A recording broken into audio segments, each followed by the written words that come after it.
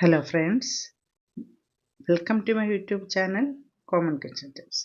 നമുക്ക് മീൻ ഒന്നും കിട്ടാൻ സാധ്യതയില്ലല്ലോ.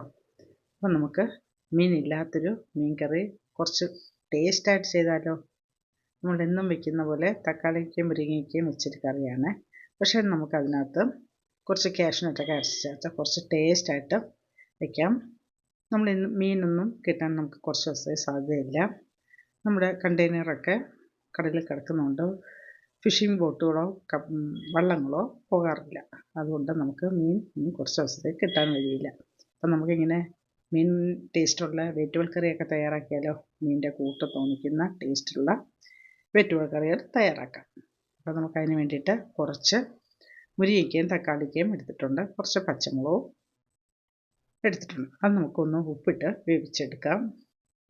മുരിങ്ങയ്ക്ക വെന്തതിന് ശേഷം നമുക്ക് തക്കാളിക്ക ഇട്ടാലും മതിയാവും. നല്ലപോലെ വെന്ത് വരട്ടെ. നമുക്കിത് തേങ്ങ വറുത്തരച്ചും കറി വയ്ക്കാം, അതും വളരെ ടേസ്റ്റായിരിക്കും. നമ്മളിവിടെ പച്ച തേങ്ങ അരച്ചാണ് കറി വയ്ക്കുന്നത്. നല്ല വിളവ് കുറഞ്ഞ തേങ്ങയാണെങ്കിൽ ഒരു പ്രത്യേക ടേസ്റ്റാവും. നമുക്കിതിൽ കുറച്ച് മഞ്ഞൾപ്പൊടി, മുളക് പൊടി, മല്ലിപ്പൊടി ചേർത്ത് അരയ്ക്കാം. ഇല്ലെങ്കിൽ മുളകും മല്ലിയും വറുത്തരച്ചാലും വളരെ ടേസ്റ്റായിരിക്കും. നമുക്കതിൻ്റെ കൂട്ടത്തിൽ ഒരു കാര്യം കൂടി ചേർത്ത് അരയ്ക്കാം. അപ്പോൾ നമ്മൾ കുറച്ച് ആവശ്യത്തിന് മുളക് പൊടി, കുറച്ച് മല്ലിപ്പൊടി എടുത്താൽ മതിയാവും. മുളക് പൊടി എരിക്ക് വേണ്ടിയിട്ട് മുളക് പൊടി എടുക്കാം. നമ്മൾ കുറച്ച് പച്ചമുളകും ചേർത്തിട്ടുണ്ട്. അപ്പോൾ മുളക് പൊടിയും ചേർത്ത് നമുക്കിതിൻ്റെ കൂട്ടത്തിൽ തന്നെ കുറച്ച് കാഷ്യൂ ബിറ്റ്സ് ഉണ്ട്, ബേബി ബിറ്റ്സ്, അതും കൂടെ ചേർക്കാം. അല്ലെങ്കിൽ വലിയ കാഷ്യൂ ഉണ്ടെങ്കിൽ അത് ചേർത്താലും മതിയാവും. കുറച്ച് ജീരകം ചേർത്താലും ഈ കറിക്ക് വളരെ ടേസ്റ്റായിരിക്കും. നമ്മൾ എപ്പോഴും വയ്ക്കുന്നതിന് ജീരകം അരയ്ക്കാറില്ല, പക്ഷേ ജീരകം അരച്ചാൽ അതിന് പ്രത്യേക ടേസ്റ്റാണ്. അതൊരു 2-3 സ്പൂൺ നമുക്ക് ഒന്ന് കഴുകി അതും ചേർത്ത് നല്ലപോലെ അരച്ചെടുക്കാം. അതൊരു പ്രത്യേക കറിക്ക് ഒരു പ്രത്യേക ടേസ്റ്റ് ഉണ്ടാവും. നല്ല മീൻ കറിയുടെയൊക്കെ നല്ല മണവും ഉണ്ടാവും. നമുക്കതൊന്ന് കഴുകിയെടുത്ത് അതും ചേർത്ത് അരയ്ക്കാം. കാഷ്യൂ ബിറ്റ്സ് കുതിർത്തരയ്ക്കണമെന്നില്ല, അത് ചെറുതായതുകൊണ്ട് പെട്ടെന്ന് തന്നെ അരിഞ്ഞ് കിട്ടും. വലിയ കാഷ്യൂ ആണെങ്കിൽ നമുക്കത് കുതിർത്തരയ്ക്കാം. ഇത് നല്ലപോലെ ചേർത്ത് നല്ലപോലെ അരച്ചെടുക്കാം. നമ്മൾ തക്കാളിയുടെ പൊടി ഇതിനെ ഉപയോഗിക്കുന്നുണ്ടെങ്കിൽ വേണമെന്നുണ്ടെങ്കിൽ ഇതെല്ലാം ചേർത്ത് അരച്ച് അരപ്പ് തിളയ്ക്കുമ്പോൾ നമുക്ക് പുളി കുറവായിട്ട് തോന്നുവാണെങ്കിൽ നമുക്ക് കുറച്ച് പുളിയും കൂടെ ചേർക്കാം. അപ്പോൾ നമുക്കിതെല്ലാം നല്ലപോലെ ഒന്ന് അരച്ചെടുക്കാം. നല്ലപോലെ അരച്ചെടുക്കാം.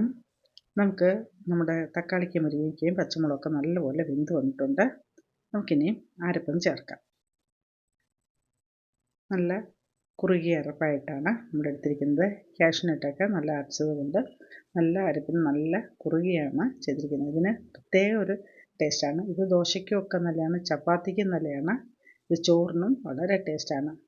നമുക്ക് കുറച്ച് എരി ഉള്ള കറിയാണിത്. മുളക് പൊടിയും ചേർത്തിട്ടുണ്ട്, പച്ചമുളകും ചേർത്തിട്ടുണ്ട്. ചോറിന് ഉപയോഗിക്കുകയാണെങ്കിൽ നമുക്ക് തക്കാളിയുടെ പുളി മാത്രമേ ഉള്ളൂ, അതുകൊണ്ട് വേണമെങ്കിൽ കുറച്ച് മറ്റേപ്പുളിയും ചേർത്താലും നല്ലതായിരിക്കും. ദോശയ്ക്കും ചപ്പാത്തിക്കൊക്കെ ആണെങ്കിൽ തക്കാളിയുടെ പുളി മാത്രം മതിയാകും. ചോറിനാണെങ്കിൽ നമുക്ക് കുറച്ച് പിഴിപുളിയും കൂടെ ചേർക്കാം. അങ്ങനെ നല്ല തിളച്ച് കുറുകി വന്നിട്ടുണ്ട്. നമുക്ക് ചെറുതായിട്ട് കുറച്ച് ഉലുവാപ്പൊടിയും ഇട്ടാലും വളരെ നല്ല മീനിൻ്റെ ഒരു ടേസ്റ്റ് ഉണ്ടാവും. നമുക്കിനി കടുവും താളിക്കാം.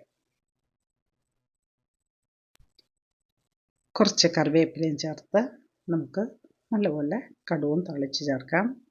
നമ്മൾ ഉലുവാപ്പൊടി ചേർത്തില്ലെങ്കിൽ കടുക് താളിക്കുമ്പം 2 ഉലുവ ഇട്ട് കടുക് താളിച്ചാലും അതും നല്ല മണമാണ്. അങ്ങനെ നമ്മുടെ മീനില്ലാത്ത മീൻ കറി ഇവിടെ റെഡിയായി വന്നിട്ടുണ്ട്. നിങ്ങൾക്കിത് ഇഷ്ടമായിട്ടുണ്ടെങ്കിൽ നിങ്ങൾ ലൈക്ക് ചെയ്യുക, കമൻറ്റ് ചെയ്യുക, ഷെയർ ചെയ്യുക, സബ്സ്ക്രൈബ് ചെയ്യുക. വീഡിയോ സ്കിപ്പ് ചെയ്യാതെ കാണാൻ ശ്രമിക്കുക. സബ്സ്ക്രൈബ് ചെയ്യാതെ കാണുന്നവർ ദയവായി സബ്സ്ക്രൈബ് ചെയ്തതിനെ സപ്പോർട്ട് ചെയ്യുക. മറ്റൊരു വീഡിയോയുമായിട്ട് വീണ്ടും വരാം.